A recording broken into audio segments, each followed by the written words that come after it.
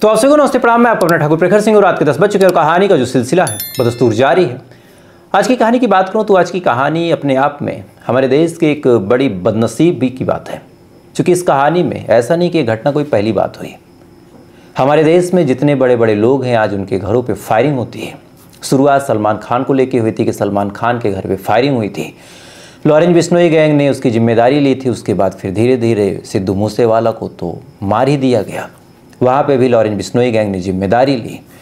उसके बाद अभी चंद दिन पहले कपिल शर्मा के एक दुकान पे, एक रेस्टोरेंट पे फायरिंग की गई और वहाँ पे भी कुछ ग्रुप्स ने जिम्मेदारी ली। अब फाइनली एल्विस यादव के घर पे फायरिंग हुई और वहाँ पे भी एक ग्रुप ने जिम्मेदारी ली। तो दो तीन सवाल जो निकल के सामने आते हैं। पहला कि आखिर फायर क्यों किया गया, दूसरा ये फायर करने वाले लोग चाहते क्या हैं, और तीसरा कि कपिल शर्मा हो गए या फिर चाहे एल्विस यादव हो गए चाहे सलमान खान हो गए, अगर इन जैसे लोग ही सुरक्षित नहीं है तो फिर आम जनता कितनी सुरक्षित होगी। वो व्यापारी जो करोड़ 2 करोड़ का टर्नओवर करता है, वो बिजनेसमैन जिसकी 2-4 कंस्ट्रक्शन कंपनियां हैं, वो शख्स जिसकी मिठाई की एक बड़ी सी दुकान है, वो आदमी जिसके पास एक बड़ा सा होटल है, उसके पास न जाने कितने फ़ोन आते होंगे, न जाने कितने लोग रंगदारी मांगते होंगे, और अगर वो रंगदारी न दे तो जाएगा। आज की कहानी में हम जानेंगे कि आखिर कैसे एल्विस यादव के घर पे फायरिंग हुई, फायरिंग करने वाले लोग कौन थे, उनकी क्या हिस्ट्री है और वो कौन सी गिरोह से जुड़े हुए हैं। क्योंकि हम सभी जानते हैं कि 2 ही गैंग है, एक लॉरेंस बिश्नोई और एक बम्बिया। तो फिर इन लोगों का जुड़ाव किससे है, क्या कहानी है, आपको डिटेल में समझाता हूँ। बात 17 अगस्त की है, यानी आज की सुबह लगभग 6 बजे का वक्त। गुड़गांव के सेक्टर 56 में एक मकान है, बेहद आलीशान। 6-6:30 बजे का वक्त। कुछ लोग उठे हैं, कुछ लोग नहीं उठे, क्योंकि गुड़गांव में लोग अक्सर लेट से उठते हैं। कंपनियां हैं, लोग लेट तक काम करते हैं, इस वजह से लेट में उठना होता है।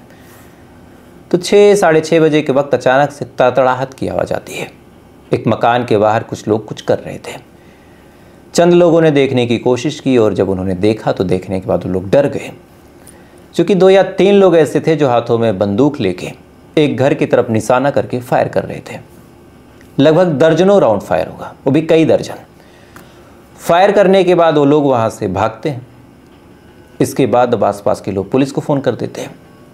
पुलिस वाले आते हैं, उस घर तक पहुँचते हैं जिस घर के ऊपर फायरिंग हुई थी। घर के अंदर दाखिल होते हैं। दाखिल होने के बाद जब पूछते हैं ये किसका घर है, तब जो नाम निकल के सामने आया उस नाम को लगभग हर कोई जानता था। ये नाम था एल्विस यादव का। ये फायरिंग एल्विस यादव के घर पे हुई थी। अब जाहिर सी बात है, जब ये बात लोगों को पता चली कि एल्विस यादव एक यूट्यूबर के घर पे फायरिंग हुई, ठीक ठाक नाम है एल्विस यादव का, लोग जानते हैं, बिग बॉस का विनर रहा है, तो फिर लोगों के जहन में एक सवाल खड़ा हुआ कि आखिर एल्विस यादव को भाई कौन मारना चाहता है। अच्छा, फायरिंग भी इतनी हुई थी कि कम से कम कई दर्जन गोलियाँ चली। अच्छा, जो एम था वो भी ऐसा था कि घर कोई खिड़कियों की तरफ, दरवाज़ों की तरफ, बेडरूम को निशाना बना के कि अगर वहाँ कोई मौजूद हो तो गोली लग ही जाए। तो ये तमाम चीज़ें जब लोगों ने देखी तो फिर सवालिया निशान खड़ा हुआ कि भाई फायरिंग किसने की। तो जब सवालिया निशान खड़ा हुआ कि फायरिंग किसने की, पुलिस वाले इधर जांच पड़ताल में जुट गए। तमाम खोखों को इकट्ठा किया गया, उनकी फॉरेंसिक जाँच होगी। लेकिन इसी बीच सोशल मीडिया पर एक पोस्ट काफ़ी तेज़ी के साथ वायरल होता है। इस पोस्ट में क्या कुछ लिखा है अगर मैं आपको एज इट इज़ बताऊं तो इस पोस्ट में इस हमले की जिम्मेदारी ली है। शब्द थोड़े से टूटे फूटे हैं, लेकिन फिर भी आपको शब्दों को बताने की कोशिश करूंगा कि क्या क्या लिखा है। जो पोस्ट करने वाला शख्स है उसका नाम है भाऊ रितौलिया। भाऊ रितौलिया लिखते हैं कि जय भोले की। हाँ भाई, राम राम सारे भाइया ने। आज जो एल्विस यादव के घर पे गोली चली वो हमने, उसके बाद 2 नाम है, पहला नीरज फरीदपुर और फिर भाऊ रितौलिया ने चलवाई है। यानी इसमें 2 लोगों ने जिम्मेदारी ली, पहला नीरज फरीदपुर और दूसरा भाऊ रितौलिया ने। इनको आज अपने आप का परिचय दिया है। साथ ही ये भी लिखा कि बहुत घर बर्बाद कर लिए इन्होंने सट्टे और प्रमोशन करके। यानी इनका कहना है कि एल्विस यादव सट्टा और प्रमोशन करके घर बर्बाद करता है। और ये जो सोशल मीडिया के कीड़े हैं, सबको वार्निंग है कि ये जो सट्टे को प्रमोशन करते हैं और अगर कोई ऐसा करता मिल गया तो हमारा फ़ोन या गोली आ सकती है, तो सट्टे आले तैयार रहें। हैशटैग राव इंद्रजीत यादव, फिर राम राम। उसके बाद एक बड़ा सा लोगो जिसमें 2 पिस्टल हैं और लिखा है भाऊ गैंग सिंस 2020। यानी कोई भाऊ गैंग है जिसने इस पूरे मामले की जिम्मेदारी ली और हमला करने के पीछे वजह ये बताई कि अलविश यादव जो हैं वो सट्टे को प्रमोट करते हैं और सट्टे को प्रमोट करने की वजह से कई सारे ऐसे लोग हैं जो घरों को उजाड़ चुके हैं, कई सारे घर ऐसे हैं जो डूब चुके हैं, बर्बाद हो चुके हैं, और इसी वजह से हमने हमला कर दिया ताकि ये लोग सट्टे को प्रमोट ना करें। अब इन्होंने वजह तो बता दी, लेकिन फिर बड़ा सवाल ये कि भाई ये भाऊ वाली गिरोह कौन सी आ गई जिसके बारे में अब तक हमने नहीं सुना। तब मुझे लगा कि भाऊ वाली गिरोह के बारे में थोड़ा बहुत पता किया जाए, और जो कुछ अभी तक पता चला उसके बारे में अब आपको डिटेल में बताऊंगा। तो पेश है भाऊ वाले गिरोह की कहानी आपके सामने। बात दशकों पहले की है, दशकों पहले की। रोहतक में एक गांव है रिटौली गांव, और इसी रिटौली गांव में एक शख्स रहा करता था जिसका नाम था हिमांशु। ठीक ठाक परिवार था, ठीक ठाक जिंदगी चल रही थी, लेकिन पढ़ाई लिखाई में हिमांशु का मन कभी लगा नहीं। अक्सर कभी दोस्तों के साथ घूमने निकल जाता, कभी किसी से लड़ाई झगड़ा कर लेता, आसपास के जो लड़के थे उनको थोड़ा सा दबा के भी रखता। थोड़ा थोड़ा जब ये बड़ा हुआ, इसी दौरान इसको पता चला कि इसके परिवार की रंजिश सनी और बाबा से चल रही है। उसके बाद सनी और बाबा से रंजिश निकालने के लिए इसने भी जंग के मैदान में अपना कदम रखा। कहते हैं कि इसके कदम रखने के बाद कम से कम 3 से 4 कत्ल हो गए, 3 से 4 हत्याएं इसने की, और उस समय ये 16 साल से कम की उम्र में था। 3 से 4 हत्याओं में जब इसका नाम आया तो फिर पुलिस ने इसको गिरफ्तार किया। गिरफ्तार करने के बाद इसको बाल सुधार गृह में भेजा गया। बाल सुधार गृह में जब इसको भेजा गया तो इसी दौरान इसकी मुलाकात एक दूसरे लड़के से होती है। दूसरे लड़के से जब इसकी मुलाकात हुई तो फिर दोनों ने प्लान बनाया कि यहाँ से सरकते हैं। उसके बाद फिर जो हिमांशु भाऊ था वो वहाँ से सरकता है। सरकने के बाद जेल से फरार हो जाता है। फरार होने के बाद इधर उधर गुमनामी की ज़िंदगी जीने लगा। जेल जा ही चुका था। जेल में जाने के बाद तमाम लोगों से इसकी मुलाकातें भी हुई, तमाम अलग अलग ग्रुप के जो बच्चे थे उनसे भी मुलाकात हुई। इसी दौरान इसी चीज़ को इसने अपना पेशा बना लिया। कभी ये किसी से रंगदारी मांगता, कभी किसी के ऊपर ये फायरिंग कर देता, कभी किसी के साथ ये गुंडागर्दी करता, कभी जो रंगदारी ना दे उसको मारपीट देता। ऐसा करते करते इसने अपने आसपास के इलाकों में ठीक ठाक नाम कमा लिया। उसके बाद जब गुंडे, मवाली या फिर ऐसे गैंगस्टर नाम कमा लेते हैं तो फिर बड़े गैंग की नज़र पड़ती है। और इसी दौरान जो बम्बिहा गैंग है, लॉरेंस बिश्नोई का जस्ट एंटी गैंग, उसने इसके ऊपर नज़र गाड़ी और फिर अंत में इसको ऑफर मिला कि तुम हमारे ग्रुप में आ जाओ। इसके बाद जो हिमांशु था वो बम्बिहा गैंग में जाके जुड़ गया। उसके बाद इसने अपना नया गैंग बनाया और इसने अपने गैंग का नाम रखा भाऊ वाली गिरोह। और इस गिरोह की सबसे अजीबो गरीब मॉडस ऑपरेंडी ये थी कि किसी से भी जब ये रंगदारी मांगता था तो रंगदारी मांगने के दौरान ना ही बातचीत, ना ही फ़ोन पे धमकी, ना कोई वार्निंग। इसके काम करने का तरीका सबसे पहला यही था कि पहले जाते थे इसको शूटर वहाँ पे फायर करते थे। फायर करने के बाद जब आदमी डर जाए, इसी दौरान उसके पास एक पर्ची फेंकी जाती थी, उस पर लिखा होता था भाऊ वाली गिरोह सिंस 2020। यानी भाऊ वाली गिरोह ने ये काम करवाया है, अब आपको रंगदारी देनी है। इसके अपराधों की कुछ आपको फहरिस्त बता देता हूँ, फिर आगे की कहानी बताता हूँ। तो सबसे मेन जो है, गोहाना हरियाणा में एक जगह लगती है और वहाँ पे एक मातूराम है, बहुत फेमस जलेबी वाले हैं। उनसे इसने 1 करोड़ रुपए की रंगदारी मांगी। अच्छा, इसकी एक बड़ी अजीब बात है कि 1 करोड़ के नीचे बात नहीं करता। तो 1 करोड़ रुपए की इसने रंगदारी मांगी। रंगदारी मांगने से पहले इसका पैटर्न था कि भाई गोली चलानी है, तो इसने उसकी दुकान पे गोली चलवाई। तो जो दूध लाने वाला था उसको गोली लगी और गोली लगने की वजह से वो इंजर्ड हुआ। तो यहाँ पे दूधिया को गोली लगी थी। उसके बाद सापला एक जगह है हरियाणा में, वहाँ पे एक बर्फ़ी वाला है सीताराम, एक मशहूर दुकान है, उससे भी 1 करोड़ की रंगदारी मांगी गई और मांगने से पहले फायर झोंका गया। इसके बाद जो गैंगस्टर भाऊ हैं, उसके जो शूटर हैं वो दिल्ली के रणहौला में रंगदारी मांगते हैं। एक केवल व्यापारी से रंगदारी नहीं मिलती, उसके बेटे की हत्या तक कर दी जाती है। पुलिस वाले लाठियाँ पटकते रहते हैं, कुछ खास बात बनती नहीं। इधर दबोदा एक गांव है झज्जर में, वहाँ के सरपंच की हत्या कर दी। हत्या करने के बाद फिर इधर दिल्ली के तिलक नगर में एक फ्यूज़न कार शोरूम में रंगदारी के लिए फायरिंग की गई। इसके बाद फिर नारायणा में एक स्ट्रीट कार शोरूम है, वहाँ 5 करोड़ की रंगदारी मांगी गई और फिर फायर किया गया।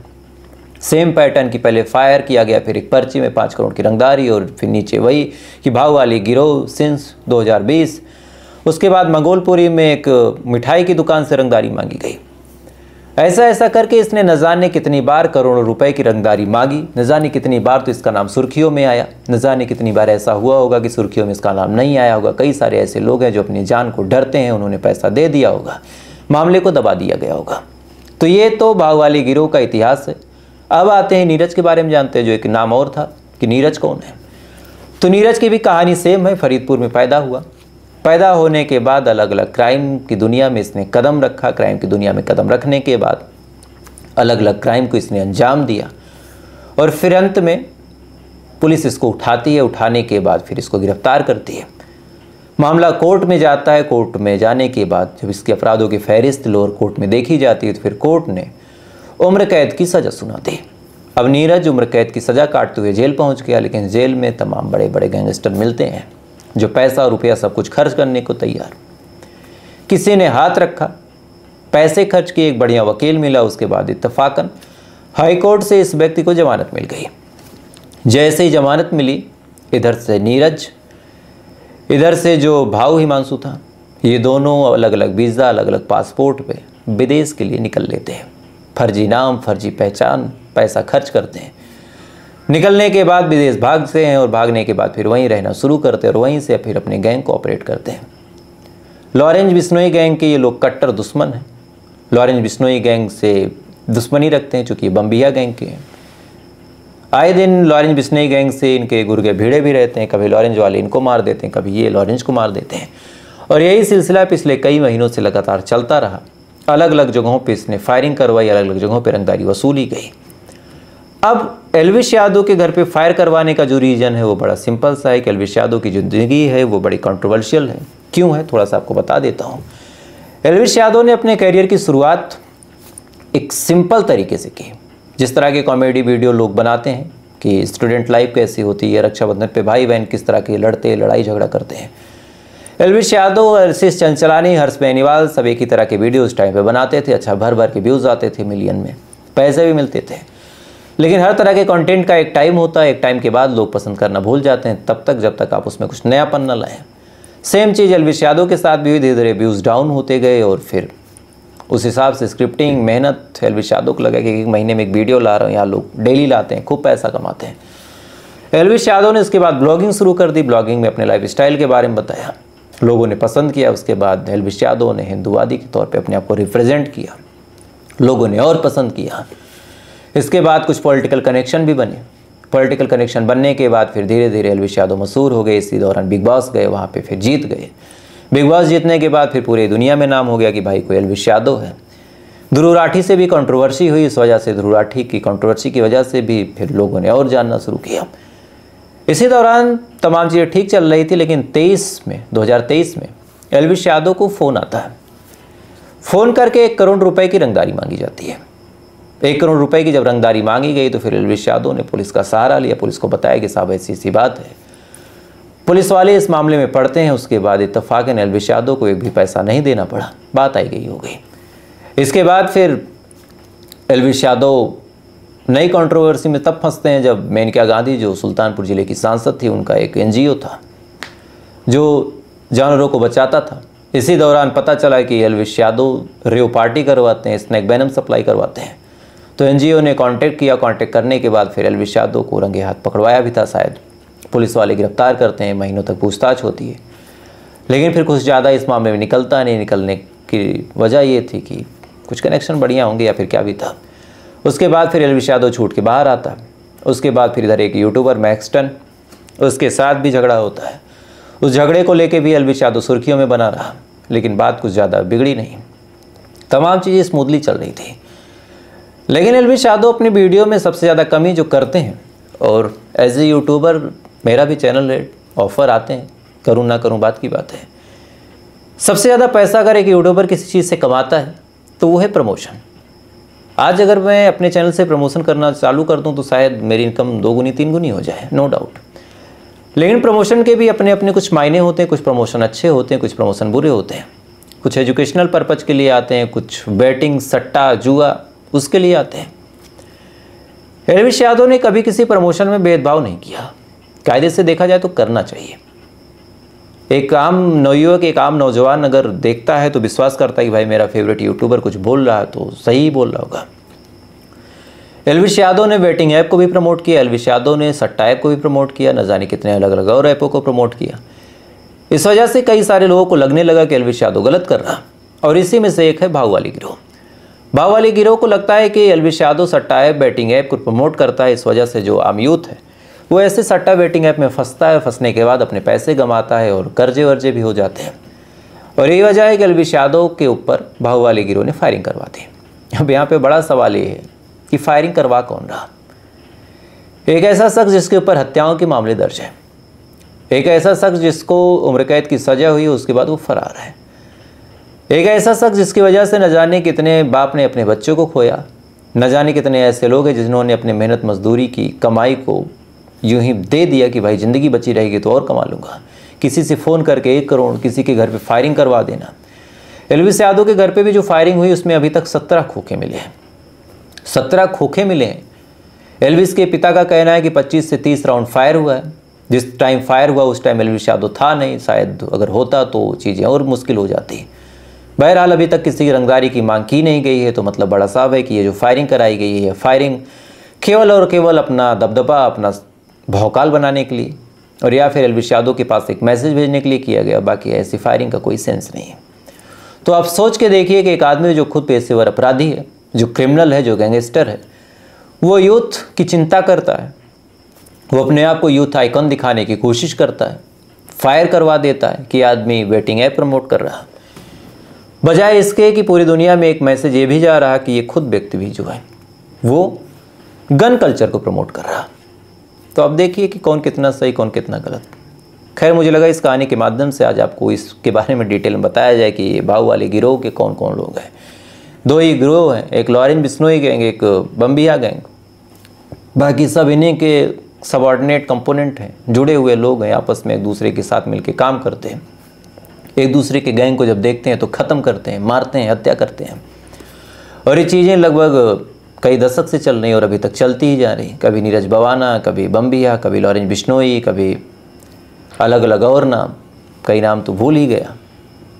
एक टाइम था कि ऐसे ही नाम चलते थे, कभी गोल्डी बरार आ गया, अभी मिद्दू खेड़ा, अभी जेल में एक हत्या हुई थी, इसके बारे में मैंने आपको बताया था, वीडियो भी दिखाया था। तो ये चीज़ें लगातार ही चलती रहती हैं।